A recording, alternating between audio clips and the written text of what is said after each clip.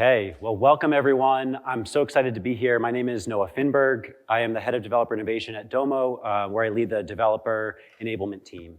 And today, I'm so excited to showcase how the integration between Domo and Databricks can unlock a whole new set of use cases and a whole lot more value from your data. So before I get started, who's familiar with George from Seinfeld? This guy right here, yeah? What about his job with the Yankees? Do you guys know this scene a little bit? So George works for the Yankees, and everyone's always walking around the office congratulating him, saying like, great work, but no one really knows what he does. It's sort of nebulous, right? And even George doesn't really know what he does at the office. And the reason I wanted to start with this is because this is sometimes how I feel in the data world when people ask me what I do. I don't know if other people have this feeling as well. Especially when your friends and family are asking you, or even worse, like you're on a first date and someone says, what is it that you do? And then you freeze up, you're like, how do I explain this technical concept? And I think part of the challenge that we have at Domo and at Databricks as well is that we're platform companies. And so it can be really hard to encapsulate what we do in just one sentence. If I were to try to say, what does Domo do? I would say, we create software that helps people make more intelligent decisions using data. But it's sometimes hard to parse what that means. You know, which people, what kind of data, what type of decisions, what does the software do? For people who are more technical, sort of in the data space, they'll recognize that maybe as like BI, and they'll say, oh, it's charts and graphs, right? You're visualizing your data to help people make better decisions. And that is partially true, but that always gets me because I think we do so much more at Domo than just visualization. And so that's my mission today, is to kind of help showcase how Domo and Databricks together can help go end to end through the entire data to decision journey.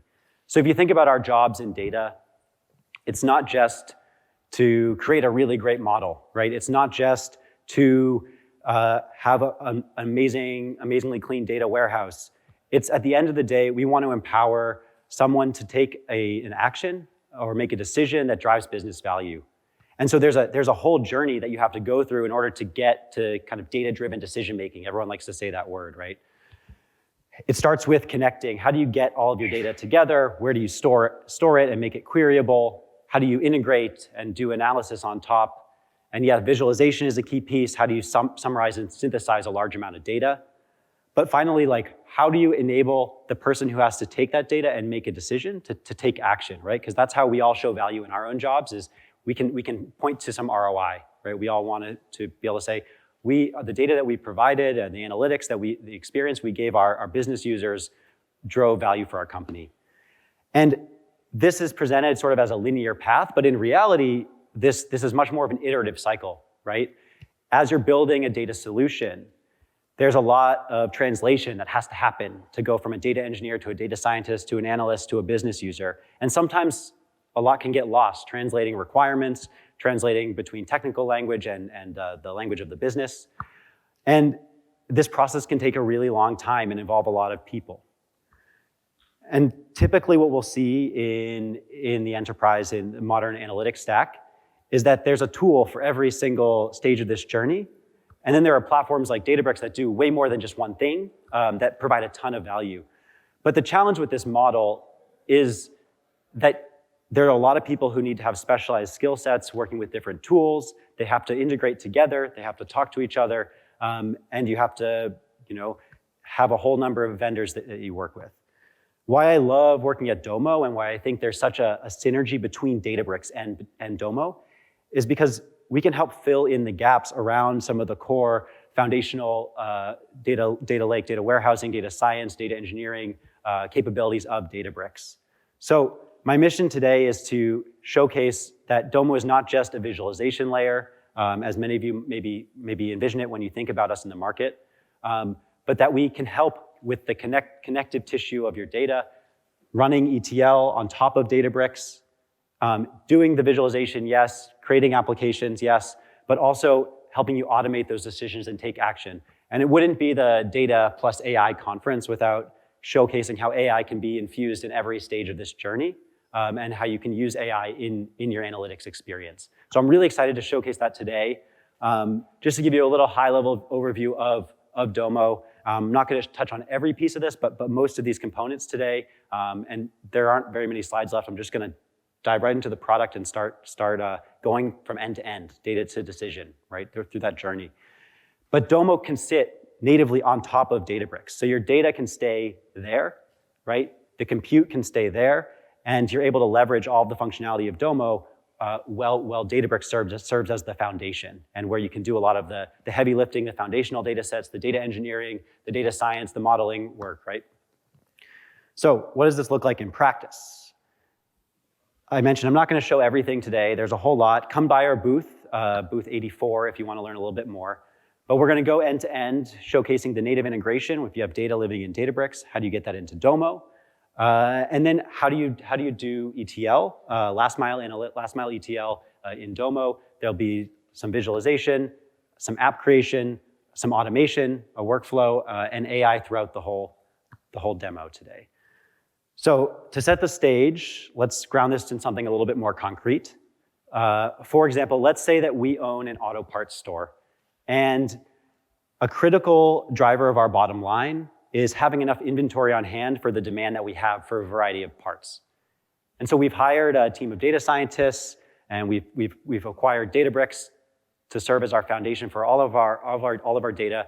Our team's built amazing data sets, they've built really robust models, and they've predicted, done a demand forecast in Databricks. So that's what this data set would represent, right? The question then, if we're thinking about how do we make sure that the business recognizes the value of all this amazing hard work, I think it comes down to how do we go from this data set to the actionable decision that has to be made here. And so that's what I'm gonna go through today. There's gonna be 6 steps in the demo. One is the connection to Databricks so that your data can stay there but still leverage Domo. 2, I'm gonna show some last mile ETL, how you can run drag and drop ETL on Databricks using Domo. Of course, we're gonna talk about AI and some of the patterns that we see emerging in Domo, and I think that Databricks sees as well to help infuse AI in your entire analytics journey. We're gonna go through visualization, apps, and taking action with human in the loop workflows. And then finally, how do you get your solution out to your audience, out to the masses? How do you do distribution? So these are 6 steps. We're gonna go end to end in the data to decision journey, and I wanna show you how powerful it is to integrate between Domo and Databricks. So the first step here is Cloud Amplifier. The key point I wanted to hit with our Cloud Amplifier integration is that your data can live and stay in Databricks. You don't have to move it over into Domo. And you can leverage all of the Domo capabilities. So I'm gonna apologies in advance, flip between these slides and the actual product to showcase this. So here's that data set I took a screenshot of a second ago. We have our forecast model built in Databricks. We have predicted units sold for each month for a given car part, right? Now, in Domo, I'm gonna pop over here. You can see I have my Databricks warehouse connected. And all you have to do to get your data in is simply select the catalog that you want, the schema that you're pulling tables from, and this is gonna respect the permissioning that you have as a user in Databricks. I'm an admin, so you can see it. I can see quite a bit. And I've already pulled in the data set that we're gonna use, but I just wanna showcase pulling in some additional data and how quick it is. And when I say pulling in the data, that's a little misleading. The data's not moving, right? The data is now accessible by Domo, and we have some caching that we do, but the data is not moving.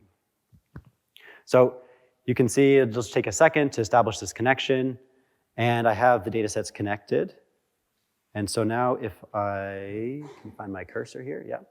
I can go have a look at the data sets that I have in here, and you can see a whole bunch of data sets connected between Domo and Databricks, and our great head of partnerships, Cassidy, has pulled in a ton here. I wanna focus on the one that I showed you, the Databricks auto parts forecast. So what you'll notice is now that I have my data pulled in, I get a lot of really great functionality out of the box, and we're gonna go through some of this and then actually look at what it takes to build end to end. But I wanna call it just a couple things really quickly. One is, how many of you would like to be alerted when something changes in your data set and take some action based on that? Has that ever come up for you guys? Yeah? Some people, yeah? So if you pull your data into Domo, we have native alerting out of the box. You can set up rules. So say like some forecast value falls outside of a range, you can go ahead and take some response, have a message, have a custom webhook, trigger a workflow, an automated process. We'll look at that a little bit later. But you get a lot out of the box. So that's one example. You can set up alerting on your data, but you can do way, way more. So visualization, ETL, creating applications, and we're gonna go through that today. So back into the slide, and sorry for the back and forth there. Second, and this is one of the probably most popular parts of Domo that people aren't familiar with, Magic ETL, which is our drag and drop transformation tool. So if you've used Alteryx before, you may be familiar with this sort of pattern. But for users who don't live and breathe SQL, who don't want to do their transformations with code, this is a really nice way to, if you've set your foundational data sets up in Databricks, there's always a little bit of transformation that has to happen in the last mile to kind of get the data ready for analytic use cases. So this is really powerful. And the key thing I wanna mention with this is your data, when you run your transformation, can stay in Databricks, and the compute can also run on Databricks. And the data set that is the resulting output can also be written to Databricks, right? So your data never has to leave. And the compute itself, the way this works is each of these tiles represents some sort of data transformation functionality. That SQL gets pushed down and run on Databricks. So you get the benefits of the optimization that Databricks has done with their SQL engine, right? Databricks is famous for having some of the most performant SQL, some of the most performant compute. So you get that benefit just automatically. Okay, so I want to show you what an ETL looks like in Domo, so you can kind of get a sense for what's possible here. So if I pop this data set open, you can see I have my input, and you have all these tiles. So you're able to do joins, for example. You're able to do all sorts of really common data transformation tasks. One thing I want to call out, which I think is really, really powerful and highlights the integration between Domo and Databricks, is this AI inference tile. So if you've hosted a model in Databricks, you've used MLflow, you've deployed your model, you can connect that to Domo, to our model management layer.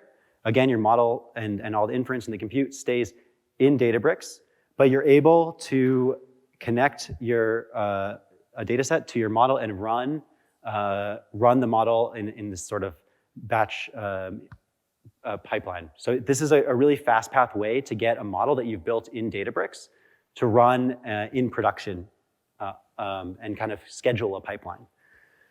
So if I kind of pop out of here, I want to show you one that I've built just for this example. This is an ETL. It's very simple. All I want to do is take the data that I have, which is forecasted demand and units on hand, and I want to take the difference so I can kind of see where the gaps are, right? I want to know where am I potentially at risk of running out of inventory. And so it's pretty simple. There's just a few tiles. I've just done a little formula here, and I've output the data. You can get this nice preview view about each step in the pipeline. And so think about this as a way to create really powerful and robust data pipelines without having to do too much overhead, writing too much code. The best thing about this is, right, you can schedule them and set different triggers. So when your data set updates, you can set up all sorts of complicated logic and orchestration around running your pipelines. Okay. So we've now had our data sort of prepped and ready to be visualized. And I wanted to spend a moment just talking about how we're thinking about AI, and I think how a lot of software companies are thinking about AI. There are really two areas where AI is integrated into Domo.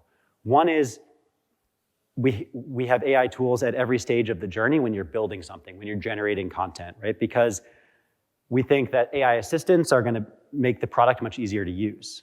But the second area of AI and I think Databricks treats AI sort of similarly, right, is that you can build solutions on top of AI, on top of models, and infuse AI in the experiences that you're providing to your end users themselves. So not just using AI to make Domo easier to use, but leveraging AI to build solutions. So what's very, very powerful about this framework is if you have your model and your LLM hosted in Databricks, you can connect that to Domo. it will you'll have an endpoint that you can hit from different parts of Domo, whether you're building an app, an ETL, or a workflow. And you can kind of have that powered by our AI service layer, which is like this abstraction layer. So if you build a solution on top and you want to change the model under the hood, you're able to just swap out the model for the service that it powers without changing all the work you did on the front end. So you can bring your own Databricks model to Domo. You can leverage it in the solutions that you're building, and you can also use it we use AI to make Domo a little bit easier to use. So I want to showcase that. There's this, if I go back to this data set here, there's this really alluring button, just this big AI button, and it says Create App. And so I want to talk about some of the principles that when we think about integrating AI into our software, and that I think the industry as a whole is starting to kind of coalesce around. First, we have the context that our LLM has access to. So it's this data set, this forecast, units on hand, and we want to know, we kind of want to create a starting point for our visualization. So that's what we're about to do. We're going to have AI kind of give us a first crack at an application and some charts and graphs. So we have a suggested questions here based on the columns in our data set, and I might take inspiration from those columns and say, what are the biggest revenue drivers by product, category, and subcategory? And if I go ahead and send this in, you can see what we're doing here. And one of the principles that we take at Domo is show your work. What are the steps that you're taking when you're generating something, right? So we want to know, okay, first the LLM is generating queries. It's checking against the PDP policies, the permissioning, the governance that you can also connect through with the governance policies you already have in place. It's checking for key metrics, and then it's going to generate a whole bunch of visualizations. And what's really powerful about generative AI is it's great at creating stuff, but that stuff isn't always accurate, right? Everyone's sort of starting to have this experience where they're like, I don't know, what it generated wasn't exactly what I wanted. I think where AI can come in and be really valuable is if it generates 10 things and you have someone looking at it who knows what they're doing, maybe one of those 10 assets is actually useful or a good starting point, and you can edit it. So this principle of human in the loop, when we start to think about integrating AI into everything we do, is really, really important. Having someone who has the additional context, who can kind of go ahead and select which visualizations, which assets to use, but then continue to build upon them. So you can see what's happening here is our AI is trying to figure out what charts might be most useful based on the question I asked, based on the data we have. And there's a lot here, and I'm not gonna wait for it to finish because I know we're tight on time. But I have an example of what I picked out a few of the charts that it generated here in this App Studio app. So this is App Studio. If you guys are unfamiliar with Domo, it's the primary canvas where you can build your data experiences, the front end on top of your data. And you can see these charts, they have this little Domo AI in the title. They've been generated by AI, and I'm using them as a nice starting point to kind of understand, okay, which products do I need to be most concerned about if I'm making a decision around inventory ordering? Okay, so if I go into my edit view here, you can see there's a whole lot you can do, different types of components you can drag and drop in, and different ways you can theme and style your app. So with one click, you can say change how things look and feel. And it can persist across all your components. And this is customizable. So if I want a Databricks theme, maybe I go in here and I change my primary color to Databricks red. And no guarantees that this looks good. I'm not a designer. But you can see, you can start to customize this. And clearly I'm not a designer. So I'm gonna go back and just pick the classic theme here. Okay, so we've gone from data connection, a little bit of transformation. We've used AI to generate our starting point. And we have a few visualizations. So Domo, what we're probably known for best in the market is being able to create a lot of really powerful visualizations without writing too many or really any code. We have hundreds of different chart types that are easily configurable. So I want to show what it looks like to just build a nice heat map that gives us a sense, right? If we're the decision maker here, we're trying to figure out where are my units on hand light? Where is the demand really outpacing the amount of units I have? And maybe I need to order inventory for that subset of products. Okay, so if I go back into my app here, I have already built this, so I cheated a little bit, but I want to pop open Analyzer, which is our chart building tool, and sort of show you what it looks like and what you can do. So I've connected this to my data set, just right here. I could choose from one of many, many different types of charts. We have, like 100 different charts, and there's a bunch of different configurations you can add to them. I picked the heat map, and then in order to get this visual, all I had to do was drag my dimensions, my date on the x-axis, my category name on the y-axis, and then for value, I picked the sum of the forecasted units on hand for the given month. So pretty simple. I've set a couple properties just diverging so that you can see the red and the green. It helps you visually cue on where your problem areas are, and the midpoint at 0. So if it's green, it's positive. We have more inventory than the projected demand. If it's red, we have less. Okay, so really cool, very, very easy to create visualizations. You're not limited to the drag and drop visualization experience though. What I want to highlight is we have a whole spectrum of visualization options and front-end experience options based on your technical skill level. So if you want to write front-end code, if you want to write HTML, JavaScript, CSS, you can create custom components that sit alongside the components in your app that are no code. There's sort of this fusion development approach, where what you can build with drag and drop, you can do that, but what you want to build with custom code, you have ultimate flexibility. So this component right here showcases that. I'm just going to pop into it so you can see what it looks like under the hood.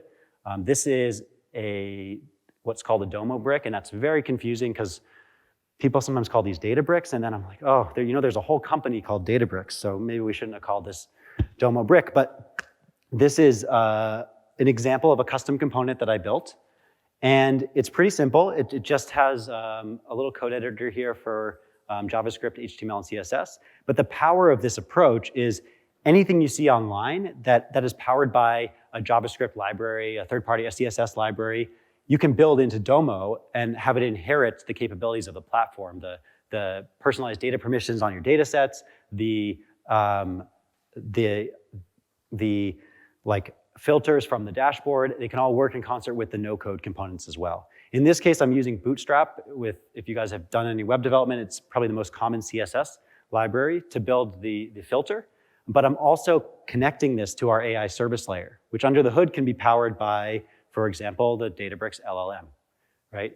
And what it's gonna do, I have a prompt in here that helps it translate from a natural language question into a filter, right? So you can do some sort of really dynamic filtering on the fly.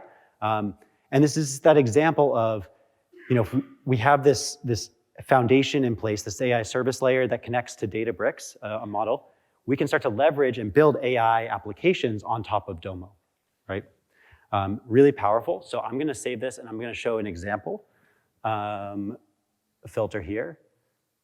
And this is always a little risky because you never know what LLMs are always gonna say, but that's why having a human to review it is really important. Let's say that there's a heat wave coming, and there are some parts in a car that are probably more likely to be in high demand because of the excessive heat. And our model didn't have access to that context, but as the decision maker for making inventory decisions, I might need to know that, right? So let me ask our LLM here, filter by parts likely to be in higher demand due to a heat wave. And let's see what it comes up with. And so it has to interpret our question and all the data that we have access to here. And hopefully it will generate the right filters for us. And you can see HVAC. Well, that makes sense, right? I think I was driving to work the other day and my air conditioner is broken. And I can definitely see why you'd want to buy HVAC parts when there's a heat wave. So now I can see, okay, I have this deficit of 4 units on hand, less than what our projected demand is. But in addition to that, if I know that it's going to be really hot, I might need to bump up the inventory even from the projection that I have here. So that's where we get to this next step in our demo. And I think where we start to complete that data to decision pipeline. Now, Domo isn't just visualization. You can also build full custom software, custom applications, and deploy on top of the platform. So a lot of people don't know that, but if you want to build a React application, you want to build a Vue or an Angular application and deploy it on top of Domo, you can do that. And you can hook that up to our workflow engine, which is a drag and drop business process automation tool. So in this case, what that might mean is this React app that I have at the bottom kind of has all of our inventory here. And what it does is it lets me make a manual adjustment to the forecast that I have and track that data. So I say, okay, I think for all these parts that are in the HVAC category, I might need to bump the inventory projection above what the model says by 10%. And I'll write a comment so that my manager who's going to approve this request, it can kind of see what the context of it is. So I'll say, heat wave means we will need more of these parts in stock. Okay, so I'll save that. And you can see we've made this adjustment based on the forecast of 10% across all those products, and we can submit it. And when I submit this adjustment, what's gonna happen is it's gonna trigger a workflow. So I'm gonna pop that open, and I've created this workflow here, forecast approval. And you can see there's all these different steps. Now, workflows are really, really cool because they help you automate processes. They can help you take a business process and have minimal human intervention, but still have some human review in the process.